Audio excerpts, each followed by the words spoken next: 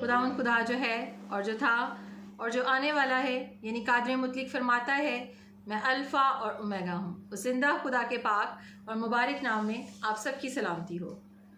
मेरे अजीज़ों, आज खुदावंद के कलाम की सच्चाइयों में से जो सच्चाई मैं आपके साथ बयान करूँगी वो है कि हम ना हमवार जुए में ना जुतें।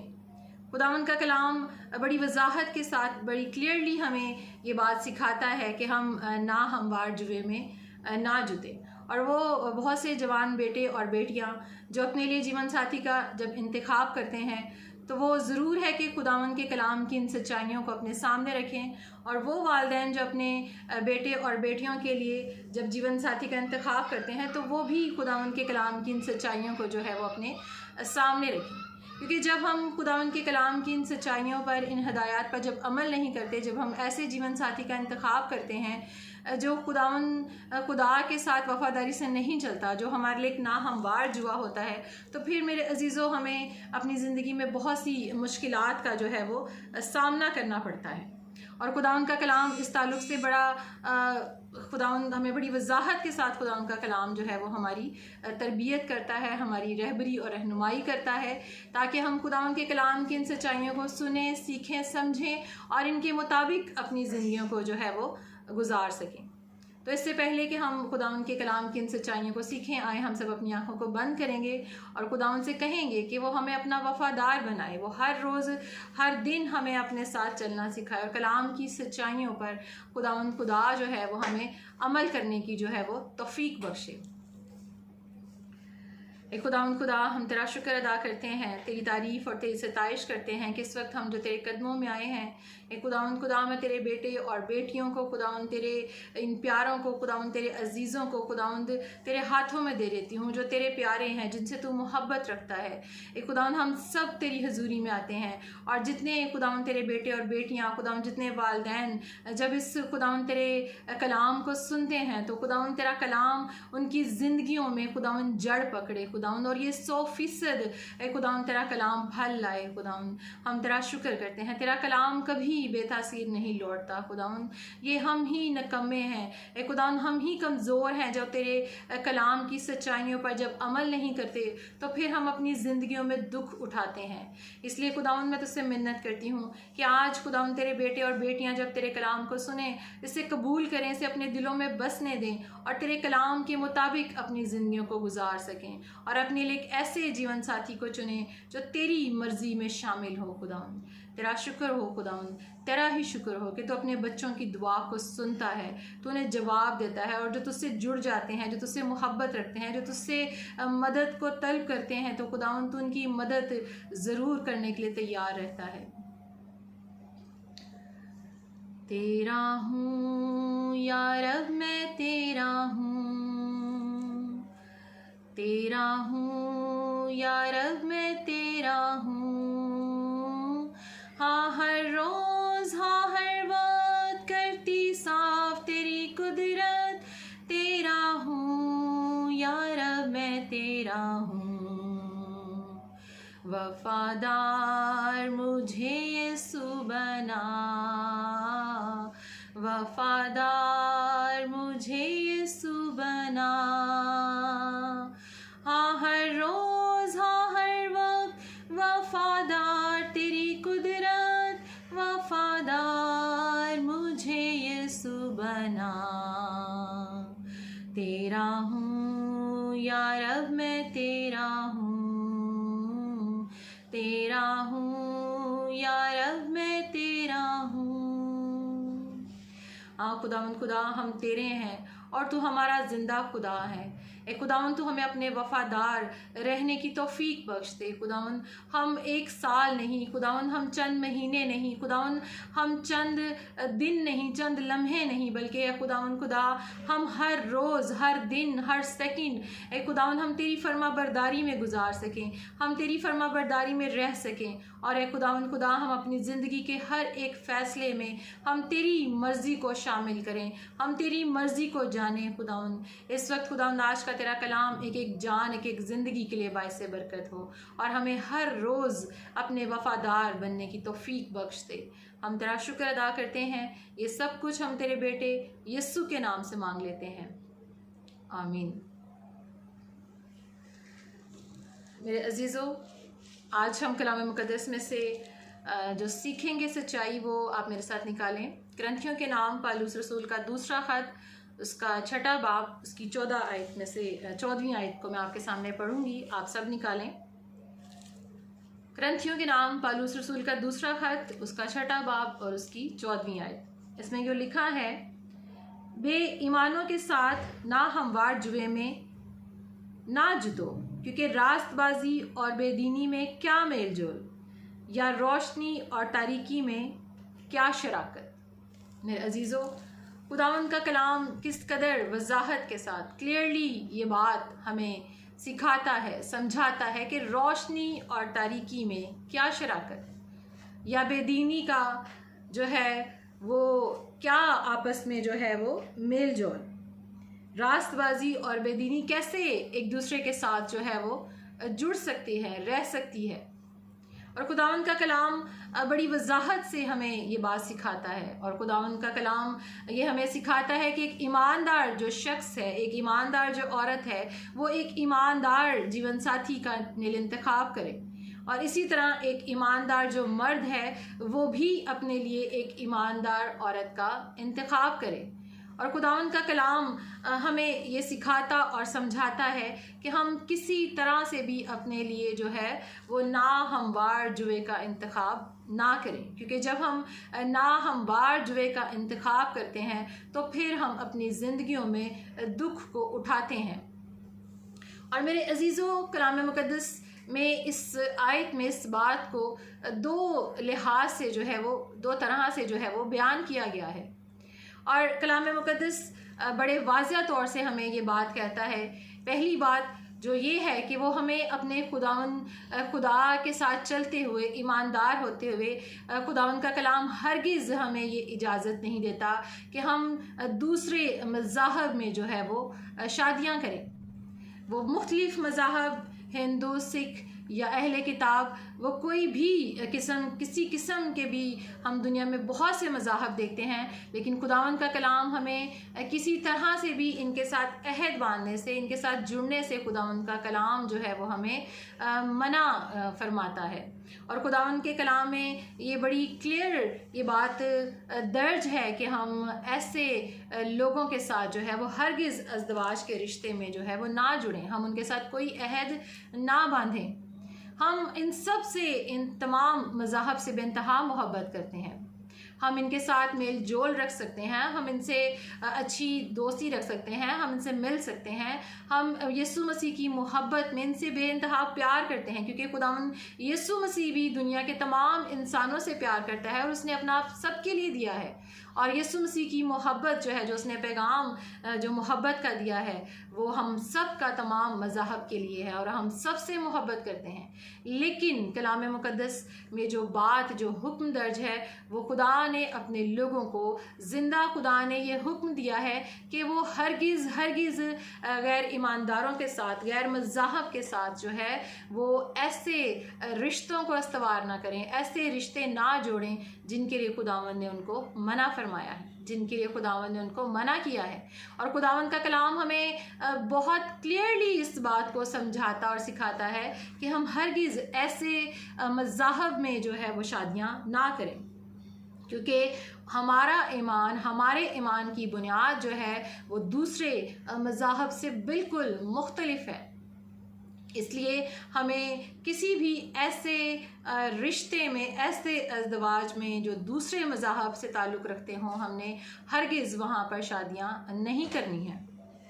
और उसके बाद जो दूसरी बात इसमें शामिल है वो है ऐसे नामी मसीही या पैदाइशी मसीही जो कि मसीही घरानों में पैदा तो होते हैं, पैदाइशी तौर पर, नामी तौर पर वो मसीही तो कहलाते हैं, लेकिन वो मसीह की मोहब्बत से, मसीह की निजात से, उस शख्सी तजर्बे से जो यीशु मसीह पर ईमान लाने का तजर्बा है, जो यीशु मसीह को अपना शख्सी नजात दहिंदा कबूल करने का तजर्बा है कि यीशु मसीह उनकी मखलसी है, अगर वो इस बात पर ईमान नहीं रखते, अगर वो मसीह के साथ अपनी ज़िंदगी को नहीं गुजारते, तो आप किसी भी ऐसे शख्स के साथ जो है वो रिश्ता अज़दवाज में हरगिज़ ना जुड़ें।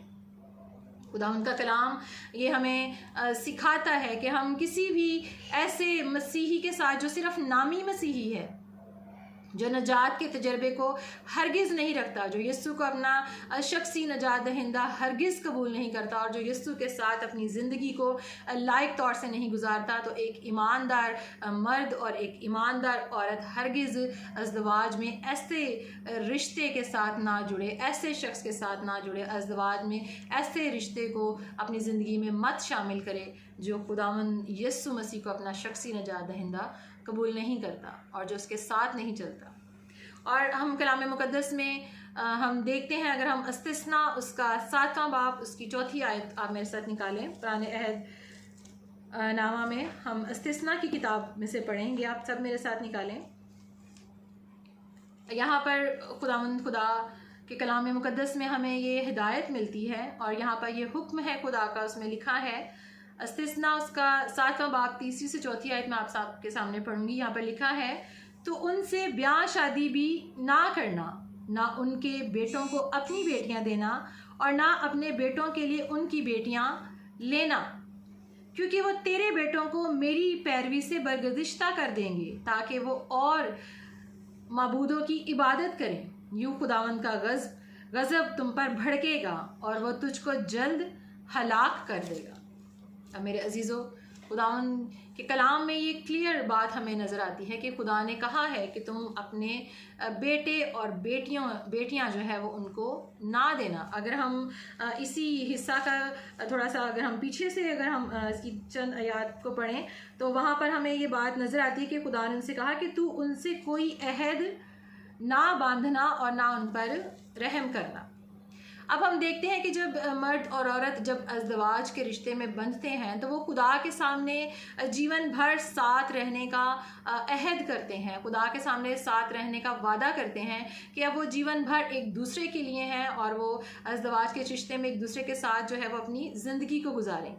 और खुदावंद का कलाम हमें ये सिखाता है कि हम कभी अज़दवाज में जाते हुए किसी ऐसे शख्स का या ऐसी औरत का इंतखाब ना करें जो कि ईमानदार नहीं है या जिसका किसी दूसरे मज़हब के साथ जो है वो ताल्लुक़ है, बल्कि हमें ज़िंदा खुदा के बेटे और बेटियां होते हुए, ईमानदार होते हुए, हमें रिश्ते अज़दवाज में जाते हुए ऐसे ईमानदार बेटे और बेटी का इंतखाब करना है जो खुदा के साथ चलता हो, जो खुदावंद की मर्ज़ी के मुताबिक अपनी ज़िंदगी को गुजारता हो।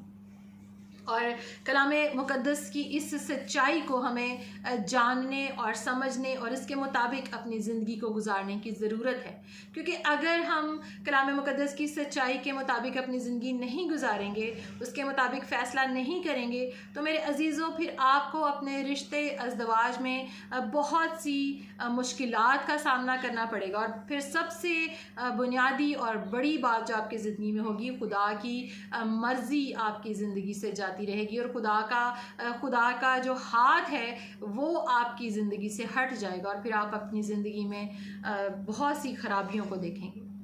और इसकी बड़ी मिसाल जो है आज जो मैं आपके साथ कलाम मुक़द्दस में से जो शेयर करूँगी वो है समसून की ज़िंदगी के बारे में। आप कलाम मुक़द्दस में से अगर हम पुराने अहदनामा में कज़ात की किताब का मुतालिया करें तो वहाँ पर हमें कज़ात 14 बाब और 16 बाब का ज़रूर आप मुतालिया कीजिएगा। आप उसको जब आप वहाँ पर हम उसे वहाँ पढ़ते हैं तो हम देखते हैं कि समसून जो एक ऐसा शख्स था जो कि बचपन ही से पैदा होने से पहले ही से खुदा ने उसके वालिदैन को ये हिदायत की थी कि खुदा जो उन्हें बेटा देगा वो खुदा का माँ के बातन ही से खुदा का नज़ीर था। और समसून जिसको खुदा ने बातन ही से पहले ही से ये चुन लिया था कि खुदा उसको अपनी कौम बनी इसराइल को छुड़ाने के लिए इस्तेमाल करेगा। और हम देखते हैं कि बनी इसराइल कौम 40 उस वक्त 40 सालों से जो थी वो फ़लिस्तियों के जो थी 40 साल से फ़लिस्तियों के कब्ज़ा में थी और फ़लिस्तियों के ग़ुलाम थे।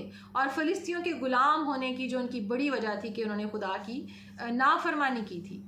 और खुदा ने समसून को इसलिए इस दुनिया में भेजा, इस दुनिया में आया ताकि वो खुदा के लिए काम करे। और हम देखते हैं कि वो खुदा का नज़ीर है, वो खुदा के साथ खुदा उसके वालिदैन जो थे खुदा ने पहले ही से उन्हें हिदायत दे दी थी कि जो औलाद खुदा उन्हें देने को है वो खुदा का नज़ीर है। और हम देखते हैं कि समसून की ज़िंदगी में एक बड़ी नुमाया हमें कमज़ोरी नज़र आती है कि वो ख़वातीन का, औरतों का जो था वो ख्वाहिशमंद था। और हम देखते हैं कि जब वो बलोगत के दौर में शाम दाखिल हुआ, जब वो अभी छोटा बच्चा ही था, उसके बाद जैसे जैसे वो जवान हुआ तो उसकी रविशें जो थी वो ख़वातीन की तरफ थी, औरतों की तरफ थी। और हम देखते हैं कि आज भी नौजवान बेटे और बेटियां जब जवान होते हैं, जब वो मर्द और औरत की ज़रूरत को जब अपने लिए महसूस करते हैं, तो वो अपनी ख्वाहिशात के, अपने बदन की ख्वाहिशात के, अपनी ख्वाहिशात के ताबे हो जाते हैं और खुदावन की मर्ज़ी को जो है वो पीछे कर देते हैं। और फिर इस तरह से उन्हें अपनी ज़िंदगी में जो है बहुत सी मुसीबतों का, मसाइब का जो है उन्हें सामना करना पड़ता है और उनकी ज़िंदगी से खुदा की बरकत जो है वो जाती रहती है। और इसी तरह हम समसून की ज़िंदगी में भी देखते हैं कि कलाम मुक़द्दस में समसून के बारे में ये जो वाक़या दर्ज है और हम उसकी इस सारी ज़िंदगी से हम ये सीखते हैं, हम देखते हैं कि समसून जो कि जिसकी रविशें जो थी, जिसकी जो बदनी कमज़ोरी थी कि वो अपने नफ्स पर जो था वो काबू नहीं पा सका और उसने अपने आप को अपनी जिस्मानी ख्वाहिशात का ग़ुलाम बन गया। और हम देखते हैं कि उसने तिम्नत में एक औरत को अपने लिए पसंद किया, जबकि अपने वालिदैन की मर्ज़ी के ख़िलाफ़, और उसने तिम्नत में एक औरत को पसंद किया और उससे शादी की। और फिर हम देखते हैं कि उसके बाद फिर वो उसकी ये रविशें जो थी वो ख़त्म ना हुई, बल्कि वो इन रविशों में मज़ीद और बढ़ता चला गया। और हम देखते हैं कि फिर उसने एक फ़लिस्ती औरत के साथ शादी की जिसका नाम दलैला था।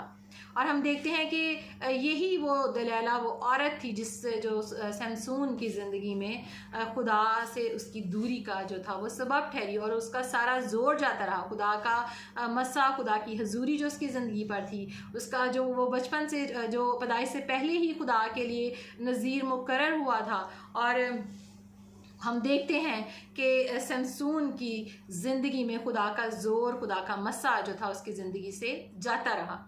और समसून जिस्मानी तौर पर और रूहानी तौर पर दोनों लिहाज से हमें खुदा के बाद हमें कमज़ोर होता हुआ नज़र आया। और हम देखते हैं कि ना सिर्फ आज भी बेटे और बेटियां जब खुदावंद को छोड़ देते हैं तो वो जिस्मानी लिहाज से भी और रूहानी लिहाज से भी दोनों तरह से जो है वो कमज़ोरी का शिकार हो जाते हैं, वो खुदावंद से दूर हो जाते हैं। खुदावंद का मसा, खुदावंद की हजूरी जो है वो उनकी ज़िंदगी से जाती रहती है। और समसून की ज़िंदगी नफसानी ख्वाहिशात के मुताबिक जो है वो हमें नज़र आती है। और आज भी बहुत से बेटे और बेटियां, नौजवान लड़के और लड़कियां ऐसे ही अपनी ज़िंदगियों को समसून की तरह जो है वो ख़राब कर लेते हैं। वो खुदा के चुने हुए होते हैं, खुदा ने उनको चुना हुआ होता है, वो खुदा के ममसू होते हैं, वो खुदा के साथ चलने वाले होते हैं। लेकिन जब वो खुदा की आवाज़ को नहीं सुनते, जब वो जवान होते हैं, जब फिर जवानी की ख्वाहिशात उन पर हावी हो जाती हैं, तो फिर वो खुदा की मर्ज़ी से जो है वो बाहर निकल जाते हैं। और जब हम कलाम मुक़द्दस की हिदायत से, कलाम मुक़द्दस की तालीमात से, खुदा की उस हिदायत से, खुदा की मर्ज़ी से जब हम बाहर निकलते हैं, जब हम उससे दूर चले जाते हैं, तो फिर हमारी ज़िंदगियों में तबाही और बर्बादी आती है। जैसे समसून की ज़िंदगी में हम देखते हैं कि वो खुदा का रूह जो था वो उससे जुदा हो गया। और मेरे अजीज़ों, खुदा चाहता है कि हम खुदावंद के साथ जो है वो वफ़ादारी से चलें और अपने लिए ऐसे ईमानदार जीवन साथी का इंतखाब करें और खुदा से कहें और खुदा से पूछें, तो फिर खुदा हमारी ज़िंदगी में ऐसे जीवन साथी के लिए ज़रूर हमें जो है वो मुहैया करेगा। जब उसने हमें चुना है, जब उसने हमें इस दुनिया में भेजा है, जब उसने हमारे लिए अपना इकलौता बेटा तक दे दिया है, तो क्या वो हमारी ज़िंदगी के इन मामलात में हमारी फ़िक्र नहीं करता? क्या वो हमें एक अच्छा जीवन साथी नहीं देगा? और हम कलाम मुक़द्दस में देखते हैं कि खुदा की ये मर्ज़ी है कि ईमानदार जोड़े जो हैं वो जुड़ें। और जब ईमानदार जोड़े जब एक दूसरे के साथ जुड़ते हैं, इज़्दिवाज के रिश्ते में बनते हैं, तो हम देखते हैं कि एक खुदा तर्स नस्ल जो है वो पैदा होती है। और खुदा के कलाम में लिखा है कि जब खुदा तर्स नस्ल पैदा होगी तो फिर खुदा उनका काम जो होगा वो बढ़ेगा और खुदा उनके नाम को जो है वो जलाल मिलेगा। और कलाम मुक़द्दस में हम ऐसे ईमानदार जोड़ों को जो है वो हम देखते हैं। और सबसे पहले हम इब्राहिम और सारा को देखते हैं कि इब्राहिम और सारा जो थे वो दोनों ईमानदार थे। उन दोनों के ईमान की बुनियाद जो थी वो एक ही थी। उन दोनों का ईमान जो था वो एक ही खुदा पर था और वो दोनों एक ही खुदा को पूजते थे, एक ही खुदा की इबादत करते थे और एक ही खुदा के साथ चलने वाले थे। और जब वो दोनों ईमानदार जो थे, जब वो दोनों खुदा से मोहब्बत रखने वाले, एक ही खुदा को पूजने वाले जब जुड़ गए, तो फिर हम उनकी ज़िंदगियों में एक ऐसी औलाद को देखते हैं जो कि इसहाक खुदा ने उन्हें दिया। और खुदा ने उन्हें इसहाक की जो उनका बेटा था, खूबसूरत बरकत से खुदा ने उन्हें नवाजा। और फिर हम देखते हैं कि पैदाइश, अगर हम उसका 28 बाब का मुताला करें, आप मेरे साथ निकालें पैदाइश 28 बाब, उसमें हम देखते हैं कि जो इसहाक था, आप सब मेरे साथ निकालें पैदाइश उसका 28 बाब, और इसमें हम देखते हैं कि इसहाक ने जो था अपने बेटे याकूब को बुलाया और उसे दुआ दी और उसे ताकीद की कि तू कनानी लड़कियों में से किसी से ब्याह ना करना। आप मेरे साथ निकालें 28 बाब पैदाइश, हम ये पढ़ेंगे। और यहाँ पर लिखा है कि तब इसहाक ने याकूब को बुलाया और उसे दुआ दी और उसे ताकीद की कि तू कनानी लड़कियों में से किसी से ब्याह ना करना। और फिर हम इसकी तीसरी आयत से पढ़ें, तो फिर हम उससे पहले थोड़ा सा अगर हम पढ़ें तो वहाँ पे लिखा है कि उसने कहा कि तो अपने मामू लाबन की बेटियों में से एक को ब्याह ला और कादर मुतलिक खुदा तुझे बरकत बख्शे और तुझे बरोमंद करे और बढ़ाए और तुझसे कौमों के जत्थे पैदा हों और वह इब्राहिम की बरकत तुझे और तेरे साथ तेरी नस्ल को दे और तेरी मुसाफरत की ये सरजमीन जो खुदा ने इब्राहिम को दी तेरी मिरास हो जाए।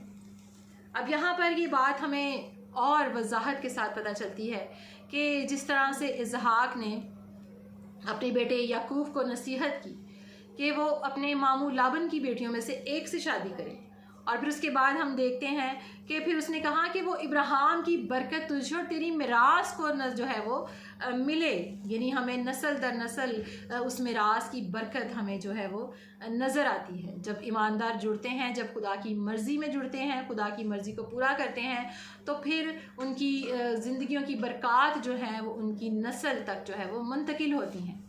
और इससे हमें ज़ाहिर होता है कि ईमानदार जोड़ों का जुड़ना जो है वो खुदा की मर्ज़ी में शामिल है और खुदा ये चाहता है कि हम जो है ईमानदार होते हुए ईमानदार ही जीवन साथी का जो है वो इंतखाब करें, और वो कोई भी गैर कौम से ताल्लुक़ ना रखने वाला शख्स हो और ना ही कोई औरत हो जिसके साथ आप जुड़ें और वो गैर मज़हब से ताल्लुक़ रखती हो या रखता हो, या फिर वो सिर्फ़ एक नामी मसीही हो। और खुदा उनका कलाम ये हमें सिखाता है। और फिर हम देखते हैं कि अल्काना और हन्ना के बारे में। अल्काना और हन्ना जो सैमुअल के वालिदैन थे वो भी ईमानदार थे, वो भी रास्तबाज थे, और जब वो ईमानदार और रास्तबाज जोड़े जब एक दूसरे के साथ वो दोनों मर्द और औरत अल्काना और हन्ना जब एक दूसरे के साथ जुड़े तो हम देखते हैं कि उन्होंने एक नबी को जन्म दिया। और सैमुअल नबी को हम देखते हैं कि खुदा ने उन्हें सैमुअल नबी दिया, बेटा दिया। और फिर वो सैमुअल नबी के बारे में कलाम मुकद्दस में लिखा है कि उसने खुदा की किसी बात को मिट्टी में मिलने ना दिया। और फिर सैमुअल नबी एक ऐसा नबी है जिसने बादशाहों को मसा किया, उसने साउल को मसा किया, और फिर उसने खुदा के पसंदीदा दाऊद को जो था वो मसा किया। और फिर इसी तरह हम देखते हैं ज़करिया और अलिशबा के बारे में। वो भी दोनों रास्तबाज थे, नेक थे, और खुदा ने उनके वसीला से यूहन्ना अस्तबागी को इस दुनिया में लेकर आया। और यूहन्ना अस्तबागी ने खुदा के काम को किया, उसने नजात के काम को किया, उसने तौबा की मुनादी की। और फिर हम देखते हैं यूसुफ के बारे में और माँ मरियम के बारे में। मरियम जो एक नेक और पाक औरत थी, और यूसुफ के बारे में भी लिखा है कि वो रास्तबाज था, और रूहुल कुद्स की कुदरत से जब खुदा ने मरियम से कलाम किया कि तो रूहुल कुद्स की कुदरत से हामला होगी और खुदावंद यीशु मसीह उसके बातन से पैदा होंगे, तो हम देखते हैं कि यूसुफ ने जब इस बात को उसका पता चला तो उसने इसको छोड़ना चाहा, लेकिन खुदा की मर्ज़ी ये हरगिज़ नहीं थी कि वो मरियम को छोड़े। तो हम देखते हैं कि खुदा ने उस जोड़े को कहा कि वो एक दूसरे के साथ जुड़े रहें, और फिर खुदावंद ने उन दोनों को ये शर्फ बख्शा कि वो यीशु मसीह के वालिदैन ठहरे। और हम देखते हैं कि वो जोड़े जो खुदावन की आवाज़ को सुनते हैं, जो खुदावन की मर्ज़ी को पूरा करते हैं, वो खुदावन के नाम को जलाल देने का सबब ठहरते हैं। तो इसलिए मेरे अजीज़ों, खुदावन खुदा के कलाम की ये सच्चाइयाँ हमारे सामने हैं, इसमें कोई भी शक या गुंजाइश नहीं है इस बात की कि हम गैर मज़ाहब के साथ शादियाँ करें या हम गैर ईमानदारों के साथ जुड़ें। और खुदावन का कलाम बड़ी वजाहत के साथ जो है वो हमें ये कलाम की सच्चाइयाँ जो है वो हमें सिखाता है। अब ये हम पर है कि हम इन कलाम की सच्चाइयों पर किस हद तक जो है वो अमल करते हैं और किस तरह से अपने खुदा की मर्ज़ी को अपनी ज़िंदगी में अवलियत देते हैं। और वो नौजवान बेटे और बेटियां जो अपनी ज़िंदगियों में खुदावन को अवलियत देते हैं, खुदावन को पहला दर्जा देते हैं, तो खुदावन उन्हें ऐसे ईमानदार जीवन साथी मुहैया करता है, ऐसे ईमानदार जीवन साथी देता है जिससे वो अपनी ज़िंदगी में एक कामयाब अज़दवाज के बंधन में बंधते हुए अपनी ज़िंदगियों को खुदावन की फरमाबरदारी में गुजारते हैं। खुदावन आप सबको इस कलाम की वसीला से बरकत बख्शाए। हम सब अपनी आँखों को बंद करेंगे और दुआ करेंगे। एक खुदा ये कलाम का बीज जो आज बोया गया है, जब तेरे बेटे और बेटियां खुदावन इस कलाम को सुने तो ये कलाम खुदावन उनकी ज़िंदगियों में जड़ पकड़ता जाए। खुदावन उनके दिलों को तैयार कर दे कि खुदावन वो तेरे कलाम की इस आवाज़ को सुने और उसे खुदावन कबूल करें और अपने दिलों में बसने दें और इस बात का फ़ैसला करें कि वो तेरे साथ ज़िंदगी को गुजारें और अपनी ज़िंदगी के हर पहलू में, हर बात में इस बात को अहमियत दें कि वो अव्वल दर्जा तुझे दें। खुदा मैं अपने कौम के बेटे और बेटियों के लिए तुझसे मिन्नत करती हूँ कि खुदावन तू नौजवानों को ले ताकि वो तेरे ताबिया हो जाएं, वो तेरी मर्ज़ी में चलना सीखें और अपने लिए खुदावंद अपनी ज़िंदगी के इन तमाम पहलू में खुदावंद वो तेरी फरमाबरदारी को जाने, पहचाने और तुझ में रह कर उसके मुताबिक अपनी ज़िंदगी के फ़ैसलों को कर सकें। खुदा तेरा शुक्र हो कि तूने ऐसा कर दिया है। तूने खुदावंद तेरा कलाम जो कभी बेतासीर नहीं लौटता, हम इसके लिए तेरा शुक्र अदा करते हैं। तेरा शुक्र हो। ये सब कुछ हम तेरे बेटे अपने खुदावंद यीशु के नाम से मांगते हैं, आमीन। खुदावंद आप सबको इस कलाम के मुताबिक अपनी ज़िंदगी गुजारने की तौफीक बख्शे। और मेरे अजीज़ों, मैं आप सबसे आखिर में यही कहूँगी कि ये दुनिया हमारा घर नहीं है, हम इस ज़मीन पर सिर्फ़ थोड़े ही अरसा के लिए हैं। तो आए हम इस ज़मीन पर ऐसे ज़िंदगी गुजारें जैसे खुदा हम ईमानदारों से चाहता है। खुदावंद आप सबको बरकत बख्शे।